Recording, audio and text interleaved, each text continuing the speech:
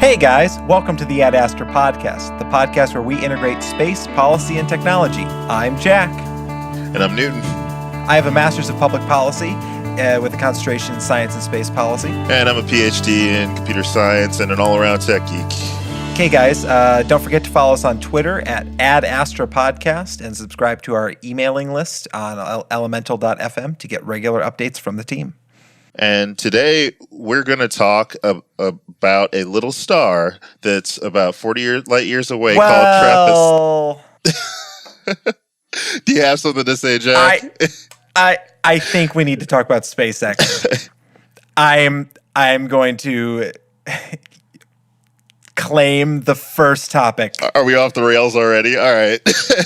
Yeah. So, as many of you, if you know me, I was doing a legislative blitz today, and halfway through our day, we get word that SpaceX is doing something. And of course, it's like, okay, SpaceX is doing something. They're always doing something. It turns out they announced that they are going to be sending two space tourists around the moon, a la Apollo 8. Just doing, from what we can tell from the information given, they're just going to loop around the moon and come back. So Newton, did you see anything about this? So I read a couple of things about this. I was actually in the airport on my way up to Boston out of coincidentally, and yeah, I saw a couple of tweets about this. That's pretty incredible, especially given that they were supposed to go to Mars in 2018, but it looks like that's actually getting pushed back out to 2020 for this mission. I actually find it kind of interesting. I think the lunar goal is much more within reach than the Mars goal. It seems a little Justin Elon Musk cancels the whole moon thing. It has to be out there. Right. Literally. Right. I mean, it seems like it's and yeah, it's weird to say that, that's a more reasonable goal is to just go around the moon. But when you compare it to an actual mission to Mars, this makes a lot more sense for this private company. It's a bit more, I can't believe I'm saying this, it's a bit more risk averse to go around the moon. Jesus Christ. Well, so what's really interesting about this, and like you said, they are trying to do this in 2018, right. Mid 2018. So even beating NASA's goals on their 2018 space calendar. So I want to take a step back. I've been saying for a while that 2017 is going to be the year of commercial space. There's not really anything on the books for NASA other than maybe high-profile announcements or major scientific discoveries that you can't really plan for those things all the time, most of the time. So when it comes to like space, Trappist-1, which we'll get to, ladies and gentlemen, eventually. But NASA is not doing much this year, but commercial space companies are doing a lot this year. SpaceX has they just had their return to flight. Falcon Heavy is launching. They're supposedly doing 2 Falcon Heavy launches this year, one of which, the second one, will have light sail on board. So all you Planetary Society fans or people who donated to the Light Sail 2 Kickstarter, you're going to see that launch this year, hopefully.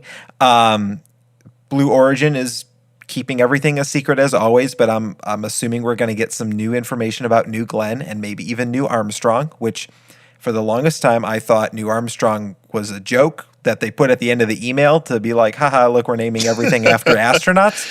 Yeah. And I went to a talk with Brett Alexander, the director of business development for Blue Origin, and he said, I can't tell you anything about the new Armstrong spacecraft or the new launch vehicle, but it's going to happen. There's going to be something. And I'm sitting there thinking, okay, well, you got suborbital with New Shepard, and then New Glenn is supposed to be their orbital vehicle, which in a 2 and 3 stage configuration, so very well is a heavy lift vehicle. It's comparable in size to the Saturn V rocket, which is the most powerful rocket ever designed. Yada yada yada. Preach to the choir. How much bigger can you get? And I really am interested in Blue Origin. A big Jeff Bezos fan. I mean, shout out to Elon Musk, but Jeff Bezos is I'm in his camp for now. Yeah. I'm with you. 2017 is a year of commercial space flight. 2018 is set to be a year of civilian space flight, especially with NASA. I mean, we have James Webb launching in late 2018. We have EM1, which the exploratory mission 1, which we will get to in some changes and how that relates to SpaceX in a minute, happening in late 2018. We have all these things coming up. And SpaceX is coming in and saying, well, screw late 2018. Let's do mid 2018 and do everything better, faster, and cheaper than NASA's doing. And in that, there was a hearing in the House of Representatives, the Science and Space, or the Space Subcommittee in the House Science Committee, whatever the actual names are for those, we'll link them in the description. The House Science, Space, and Technology Committee hearing, and actually, just a key point of fact, that committee was started, I want to say, back in 2014, and it was kicked off with an hour-long public lecture by Neil deGrasse Tyson, which was actually kind of cool. Yeah. And that subcommittee has been very active. It's sort of Congress's attempt to centralize all of space activities, or at least on the House side. And the Senate has a very comparable system, but it's an attempt to centralize all of those components and put them all under one authority. Now, these aren't appropriators. These aren't the people that are setting funding levels, but they are saying this is what we want NASA to do. This is what we are demanding NASA to do. These are the objectives that they need to reach, or these are the reports they need to file, whatever it is. And then the appropriators come in and they hold the purse strings and they give out the money. So at this this hearing, almost 3 weeks ago, Thursday, we saw some of the last surviving Apollo astronauts making the case for EM1, the first mission of the Space Launch System, SLS, and the Orion crew capsule working in tandem, scheduled for late 2018, to go from an unmanned mission around the moon to a manned mission around the moon. NASA is currently looking into whether that's feasible, and they're sort of starting that process now because 2018 is not too far away. A manned mission is more than likely going to push that back, if not into late 2019, 2020, with EM2 scheduled for 2023. This new announcement from SpaceX is SpaceX saying, hey, there's a lot of uncertainty right now. Let's do this. But Newton, is it technologically possible? We did it. We've done it before, right? Apollo 8? Yes, we've done it before. I want to say, when was Apollo 8? 30 some odd years ago, 38, 39 years ago. It's been quite a while. It is certainly technologically feasible, especially given the crafts that they have been testing. I mean, it's quite frankly, a part of it is a matter of more rocket fuel, just getting more propulsion, adding more propulsion to their rocket capabilities. But there's also the matter of getting comms to the level of supporting human space flight, outside of Earth's magnetosphere, and that can be a difficult task, and one in which SpaceX I haven't really seen much from SpaceX that leads me to believe that has been well tested.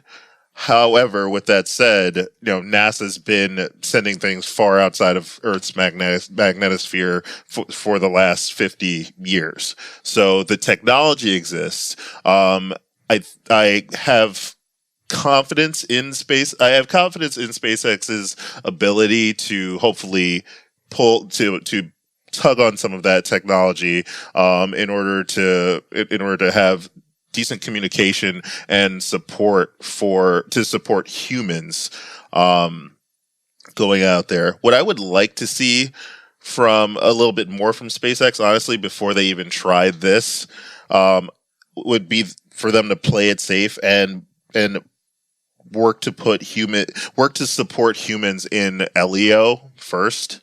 Potentially take that step. I know, Elon's not the biggest fan of baby steps, but he likes small steps, not baby steps.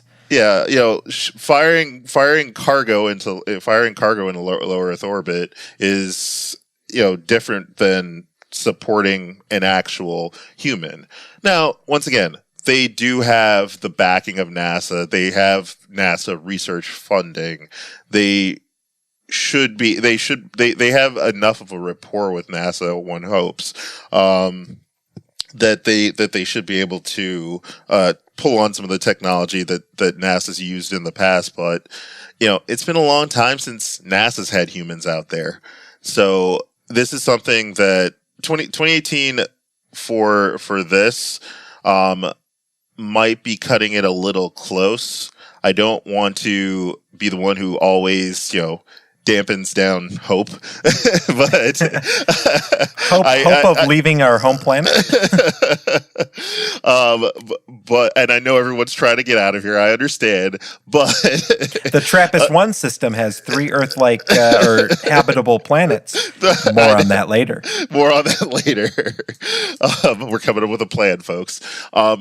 But I would certainly. The key is doing this and making it safe. Do we have enough do they have the technology to send a craft around the moon? No doubt.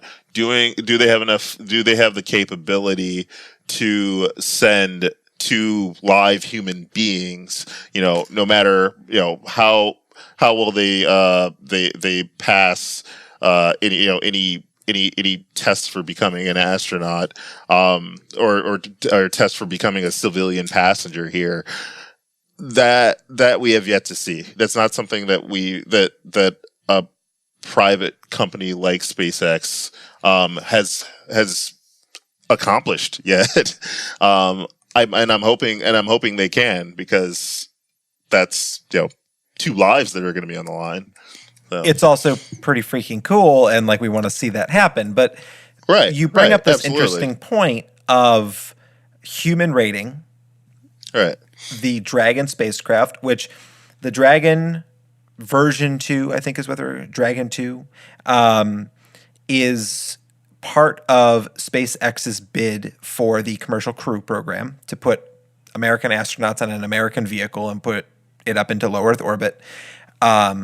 Using the Falcon 9 or Delta 4 or Atlas 5 configurations of rockets. Let's take a quick step back for the audience, just for a second. When you use a specific term there, human rating. Basically, human rating certification is a certification for a space system to state that it can accommodate human needs, effectively uses human capabilities, controls hazards with sufficient certainty to be considered safe for human operations, and provides to the maximum extent practical the capability to safely recover the crew from hazardous situations. So, granted, they've been working on the designs and some of the construction for their Dragon capsule.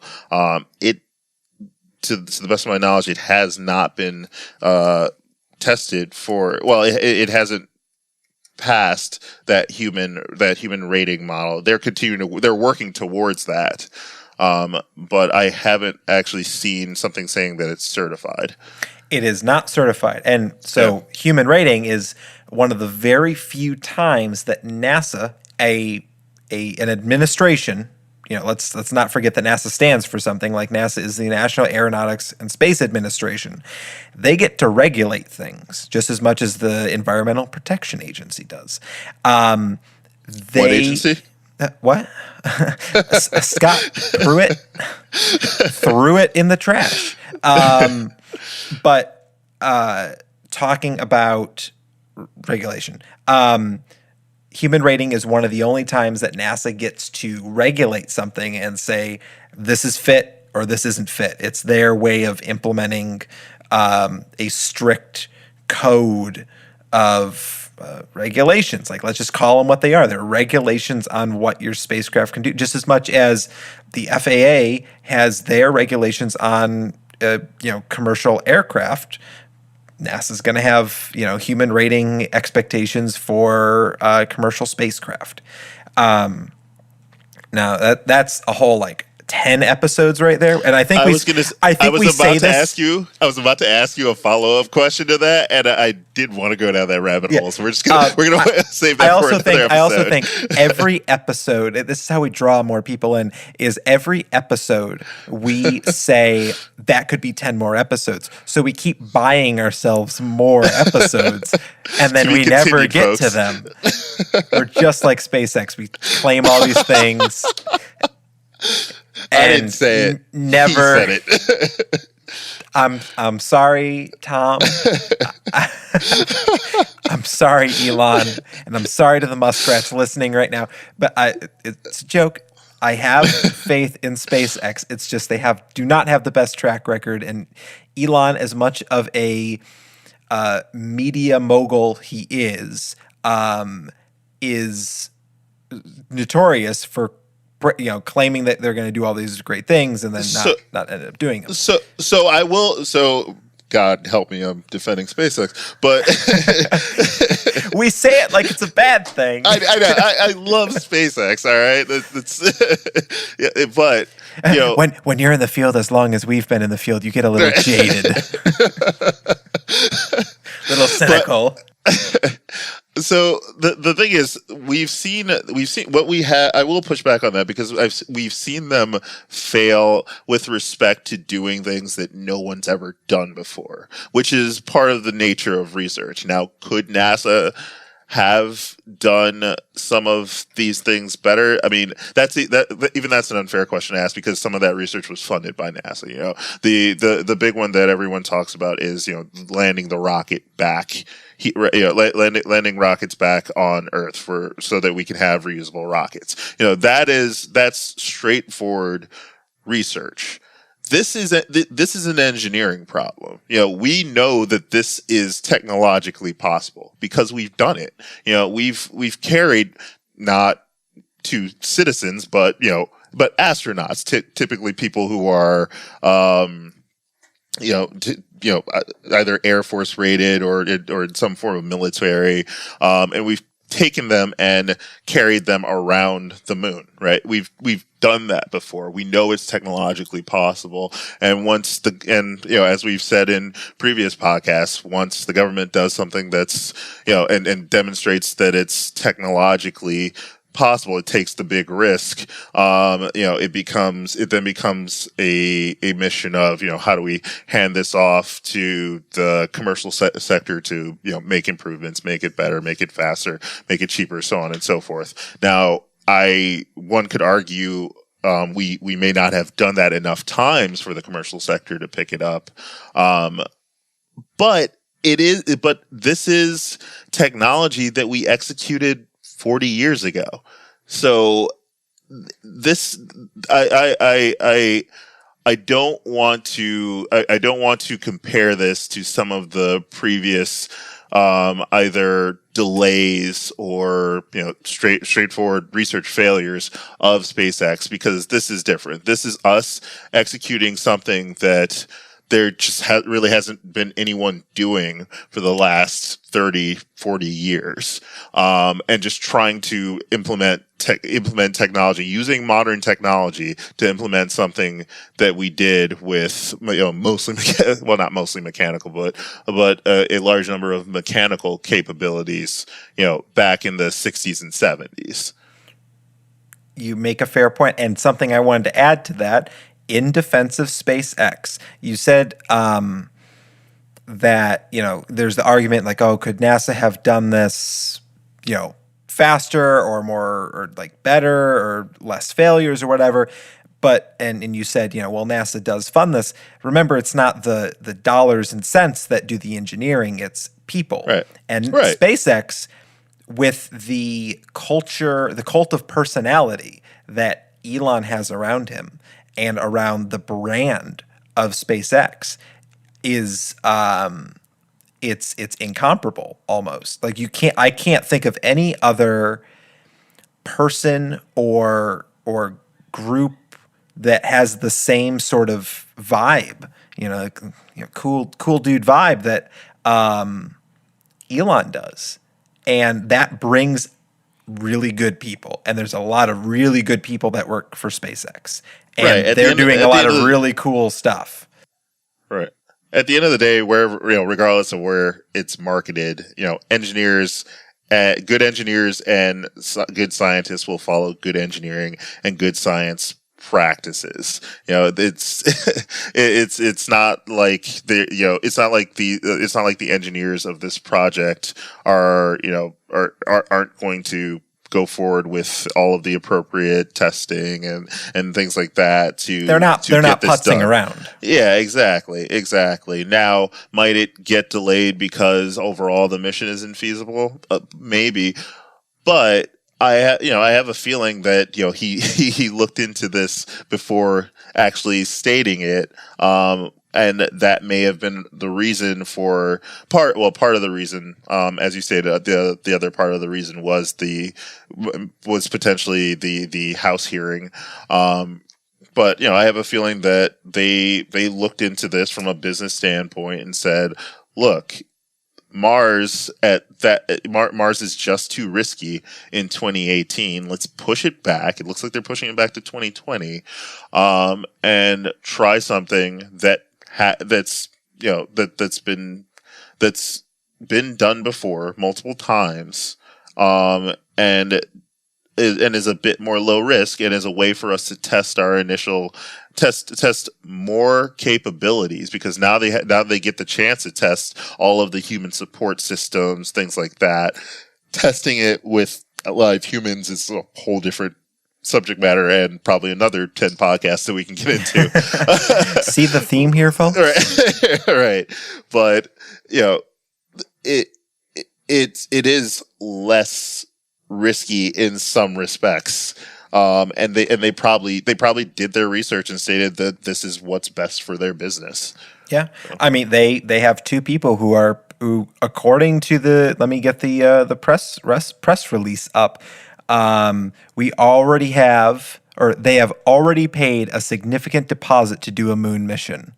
There's two people who have paid a deposit on this, and having looked at some of the numbers around commercial transit to space for tourists, the only one that really has a number out right now is Virgin Galactic, and that's $250,000 for like a couple minutes in space. I can't, and Blue Origin is going to probably be charging something similar to that when they eventually start selling tickets, which late 2018. But SpaceX has people who are paying for this, and they're probably paying a large sum of money to go around the moon, to be the first two people in this century, in this millennium, in this era of space exploration to go back to the moon. First in commercial flight. I mean, I'm expecting it to be like George Clooney or like someone that everyone's going to know and be like, that's so cool. Like, this person's going to the moon, but it probably won't be. It probably won't be. It's probably going to be like some oil baron or something looking for helium-3 on the moon. Rex Tillerson. No, sorry. Donald Trump. Which we can draw some very interesting similarities in the cult of personality of no kidding of him and Mr. Musk. Tom, this will be my last episode of Ad Astra podcast. But there are two people willing to pay for this. Sure. Yeah. So, sort of another thing that happened, I think, if we want to leave our big topic, Trappist-1, to the last one, I kind of want to get in the NASA reauthorization. It's a quick little quick. Sure. Just that the Senate. So, as I stated earlier, I am doing a legislative blitz today, the 27th of February, and tomorrow, the 28th of February, on Capitol Hill. The Space Exploration Alliance, a nonprofit coalition of 8 nonprofit space advocacy organizations. They have verbiage on their website or something about this, but they put together this legislative blitz where we go to Capitol Hill and we talk to members of Congress and their staff about issues facing the space community and NASA in particular. And one of the things that we were briefed on at NASA headquarters this morning, as well as in our briefing on Sunday with the organizers of the Blitz, is that the Senate last week passed unanimously a NASA reauthorization. It's the transition bill. If anyone remembers the 2016 transition bill, it's more or less the same language. It was sort of a bill that the House and Senate sort of on their own terms put together to sort of create a transitional period for NASA from the sort of Obama era to whatever era is next. But after the end of the last Congress, they got thrown out the window because it didn't pass both houses, or the same language did not pass both houses, even though there was a vote in December on it in both houses. It wasn't the same language, didn't go on to the president, wasn't signed, so died in that Congress. Was reintroduced as the NASA transition of 2017. And it details a lot of things about NASA. It's an authorization, so it's not appropriation. It's actually the numbers that they use in it when they do use numbers is 2016 levels, because as many of us know, there's a continuing resolution through April 28th, meaning we are funding the government at the same rate as we were in 2016 through April 28th.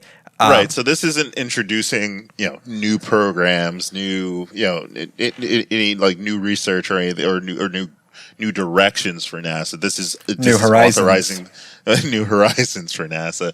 This is authorizing them to act, to continue spending money effectively. Correct? Yes. Yeah. So it's more a list of priorities that Congress is giving to NASA. There's the functional importance of an authorization where it authorizes the agency that it is directed towards to be able to do those things. NASA does not need an authorization every year. They only need authorizations when there's either new programs or a change in the order of priorities, or a program's ending and becoming a new program, which we see a lot in NASA and space exploration. But what's happening is that there's this authorization is saying, here are the priorities for the U.S. government, or at least for coming from the Congress. These are the national priorities for space exploration. And some of the things that it has some of the strongest language on Mars that we've ever seen. And actually, our friends at Explore Mars, their Humans to Mars report is referenced in the bill. Props to Chris Carberry and Rick Zucker and Artemis over at Explore Mars. I'm sure they're happy about news. That. I know Rick won't shut up about it. But so it's a bill basically saying we are on to the next phase of space exploration.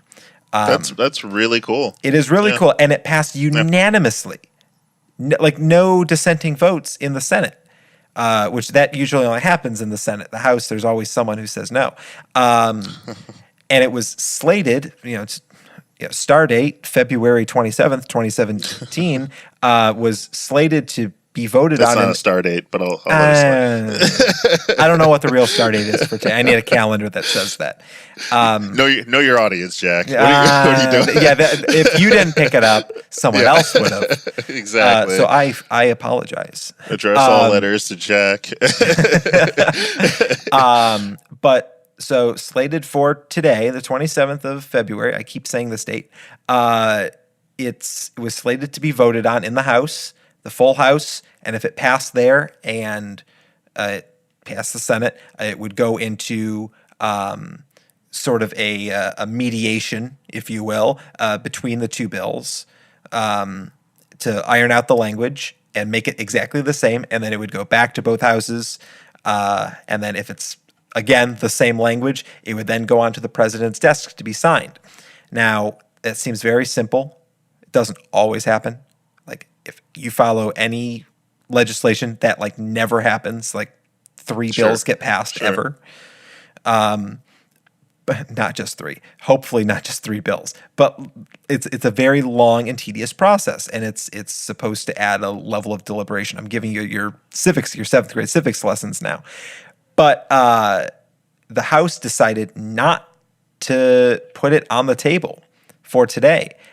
From what I hear, it's because the administration is upset about not being included as much as they think they should be. They want all their, Bannon and Priebus and Pence all want their fingers in the pie.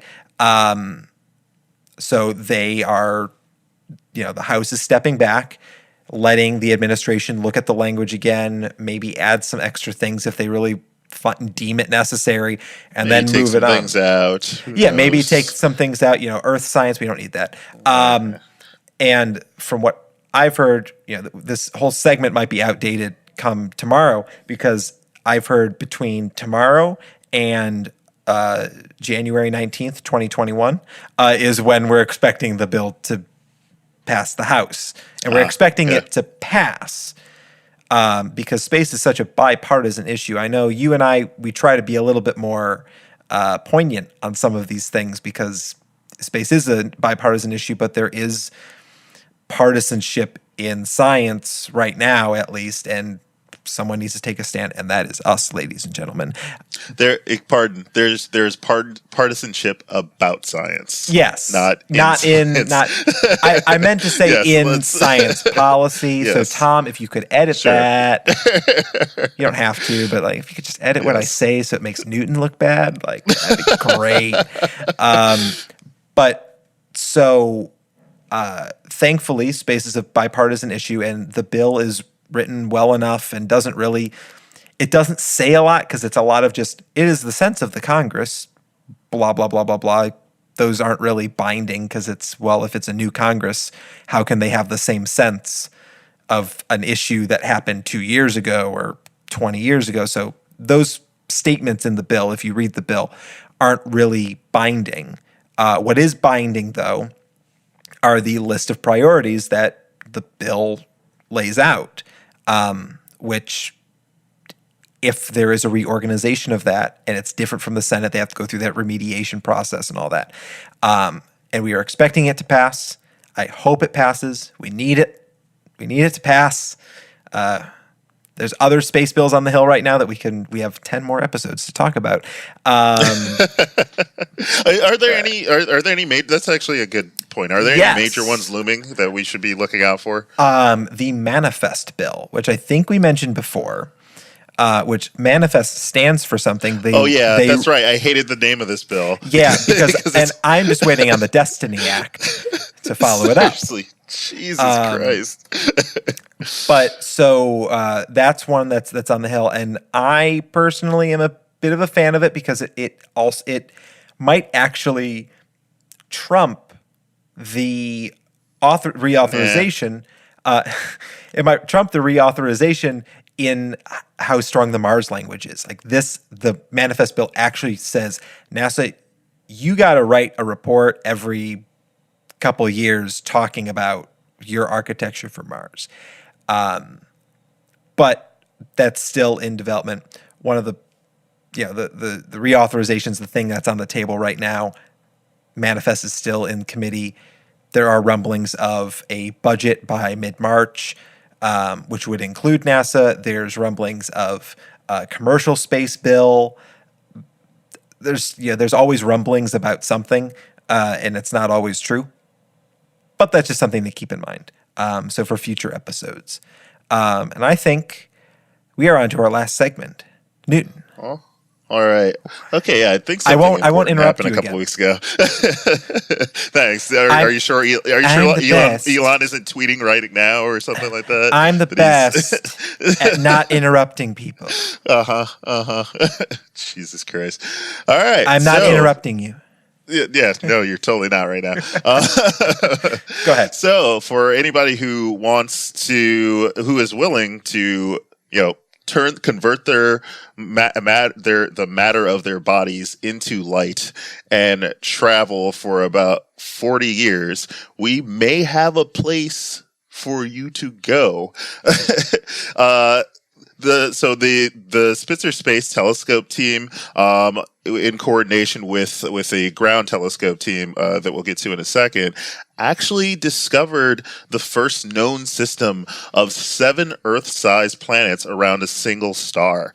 3 of these planets are firmly located in what they call the habitable zone around this parent star, just a reminder that habitable zone, that just means it's the area around a parent star where a rocky planet is most likely to have liquid water. So this is this is sitting about 40 light years from Earth in the constellation Aquarius. It's an exoplanet system known as Trappist-1. And it's named after the Trappist group, which is the Transiting Planets and Planetesimals Small Telescope group out in Chile. Trappist is a project driven by the Origins in Cosmology and Astrophysics group at the Department of Astrophysics at the University of Liège, Belgium, and they have an observatory in Chile as well as another observatory in Morocco. And this group of folks were able to identify 7 rocky planets floating around a ultra cool dwarf star. And I'm not saying ultra cool as in, it's awesome. It's super hip. No, it's actually a cooler dwarf star. So our sun is also a dwarf star, which is why we can sit, it's quite small compared to some of the other larger stars that we see. But this ultra cool dwarf is so cool that liquid water could survive on planets that are orbiting very close to it, closer than is possible, on planets in our solar system, like Mercury or Venus. All 7 of the Trappist-1 planetary orbits are actually closer to their host star than Mercury is to our sun. So that's telling you, while this sun is, much cooler than our star, it actually may be able to support more life, in a more feasible manner. One of the articles that I read stated that if a person there's such little interference from the sunlight, and the planets are so close to each other, that if a person was standing on one of the planet's surfaces, they could gaze up and potentially see geological features or clouds of the actual neighboring worlds, which would sometimes appear larger than the moon in Earth's sky.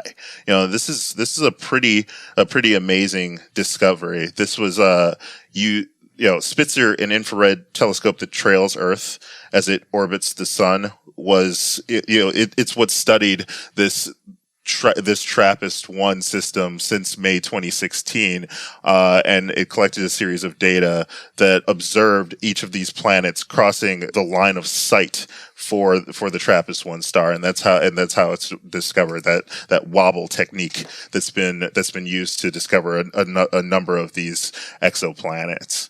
So this one was a pretty major discovery over the last 2 weeks, and this is just, once again, this is just the beginning. We're discovering these with a couple of ground-based telescope systems, and the Spitzer telescope system. But this is just another reminder of what's to come in 2018 once we actually launch the James Webb.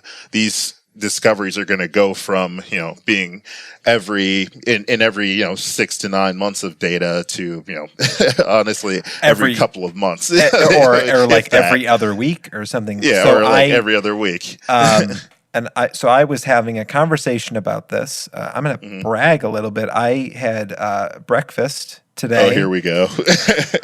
with the science guy, with Bill. Bill, if you're listening, hey. Of course he's listening. Of course. Come on. But so we were having a conversation about Trappist-1. It's obviously something that everybody's talking about. And I mean, he and I were both we're awestruck that, like you're saying, Mercury the Earth on average is 1 astronomical unit away from the sun. That's our universal understanding of distance. That's a way for us to measure distance in space. Mercury is 0.39 AU. So it's about 39% the distance between the sun and Earth. Trappist-1, the furthest one away is like 0.29 AU. So the entire Trappist-1 system would fit between the center of the sun and Mercury. And within that, you have these 3 habitable planets. What really got me going and what got Bill going was that Spitzer is this like small room-sized telescope. I mean, small in the space telescope world. Small. Yeah. It's cool shit. Like it's sorry, Tom. But like it's. It's you get one per podcast. I get good.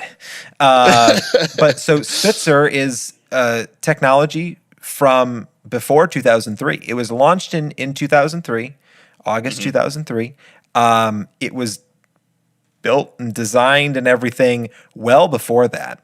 So we're essentially using 1990s technology in space after its coolant has already run out, so it's in quote-unquote warm mode.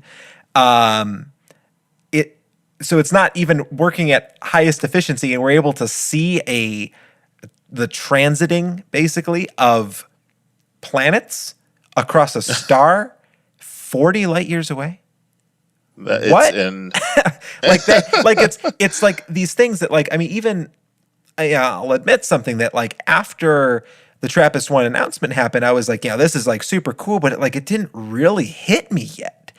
Yeah. Just how cool that was until talking to people in the community and talking to Bill and talking to people in the astronomical community specifically, not just the space community or the policy community, but the astronomical community, the people making these discoveries. And I, for our viewers who want the latest news on what's going on in astronomy, that Hubble is going to start looking at the Trappist-1 system, which is actually it's in a very good position to do that in the next couple months maybe. And then James Webb Space Telescope. As vice president of the Planetary Society, Heidi Hamill told me it jumped from, that the Trappist-1 system jumped from sort of, in the middle of all the priorities for the first James Webb mission, I guess, after they test out all the instruments and make sure everything works. The first thing it's going to look at, it jumped from right near the bottom to right near the top. As in, it will probably be one of the first 5 things that the James Webb Space Telescope looks at. And the James Webb Space Telescope is so powerful that astronomers are deducing that they are probably going to be able to directly image these planets. We're going to have images of planets 40 light years away.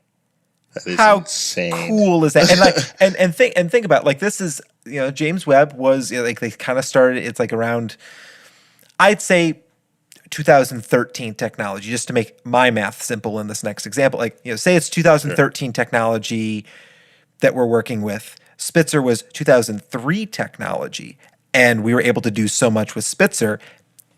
James Webb, if you just think back to the last 10 years, how much everything changed. Think about where you were in 2003. I was in 7th grade. Like the amount of stuff that has changed in the last, so many years, 14 years, is insane. So being able to directly image the Trappist-1 system is totally possible. And we're going to be able to find more systems like that because now we know where to look.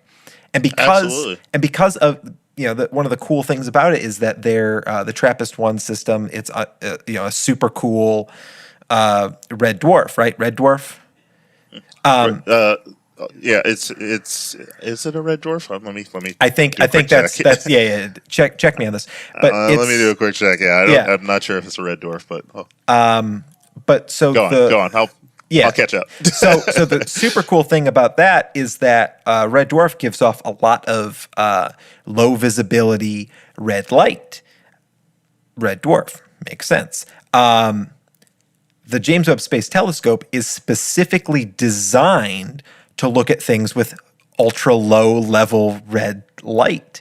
So we're going to be able to view this system near perfectly and find systems like it, because this discovery of 7 planets around a system we didn't think would even have 1 planet is showing us that we should be looking in places maybe we wrote off too soon, that maybe there are Earth-like planets way more abundant than even the most liberal estimates came up with. I think you're no. I think I'm right. I'm gonna go with. Some would say that Jack is right. Some news sources, an anonymous source claims that I was right. People are saying. But I mean, like you're saying, like this is going to come from what might seem a once in a lifetime or once in a decade discovery, to becoming a almost monthly occurrence. The first exoplanet that non-solar system planet was discovered in 1995, and it's 2017. It's 22 years later. Right? Yeah, 22 years later. I had to do the math. And we're already at like close to 4,000 exoplanets. And of those, now we have 7 more. 3 of them are in the habitable zone, and they're all Earth-sized. Absolutely. Like, welcome to the future of science. Oh my God. Yeah. This is insane. And, it may only get even bigger and bigger in terms of the, it may not just be NASA and practicing astronomers that are discovering these things. One of the other big pieces of news on exoplanets, and I'm just going to get to this quickly, and then we'll wrap up here. A team at that included MIT and is led by the Carnegie Institution of Science, has released the largest collection of observations made using radial velocity in order to hunt for exoplanets. They are releasing this to the public. A massive data set that's been taken over 2 decades by the W.M. Keck Observatory in Hawaii is now publicly available. So when I use the term radial velocity, it's just another term for the very tiny movements a star makes, either as a result of its own internal processes or in response to some other force, like, for instance, a planet tugging on that star. So this group at MIT and Carnegie Institution is making this data set available for 1,600 nearby stars, just 61,000 measurements of its radial velocity for folks to actually go through and track in order to do some exoplanet hunting. Now, do I expect there to be a massive number of discoveries from this particular data set that wasn't discovered for only about 1,600 stars and 61,000 measurements? Not so much. There may be a few discoveries in there, a relative few. However, this begins to establish a model for releasing this data to the public. The data formats that the public would take on, that hobbyist programmers and data scientists would be willing to take on. And, it allows for the creation of new algorithms and new methods of hunting for exoplanets that are that are created by just hobbyists and people who are just interested in looking at big data approaches. I would certainly recommend taking a look at this. This could be kind of a final unofficial advertisement for these guys. This data can be used. This data can be viewed using an open source software package called Systemic. We'll have to put a link out on the Ad Astra website.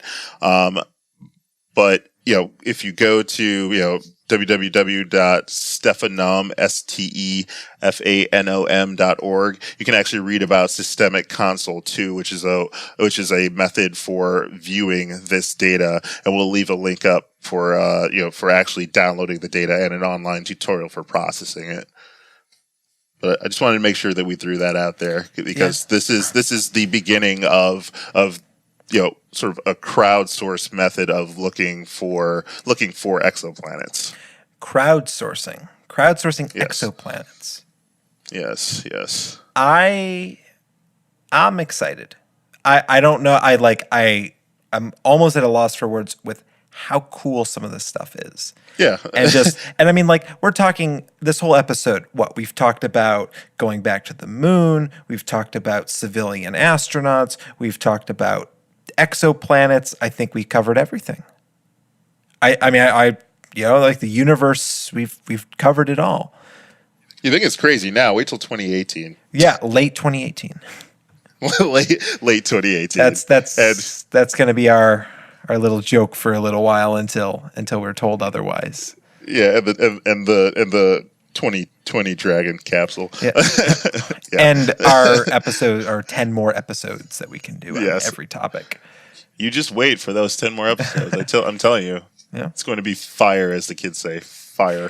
I'm not I think we're still on fleek is what we're supposed to say. I think that's the new thing, right?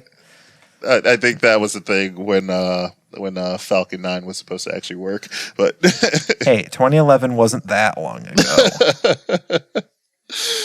All right, guys. Just throwing that out there. Yeah, we're in an incredible age right now of space, both from low Earth orbit to within our solar system to discovering crazy things outside of our solar system. To the universe beyond. 3 habitable planets. That's pretty incredible. Amazing stuff. Yeah. So we're going to wrap it up there. As always, I'm Jack. I'm Newton. And be sure to follow the Ad Astra podcast on Twitter. Get email signups on our website, elemental.fm. And as always, Ad Astra.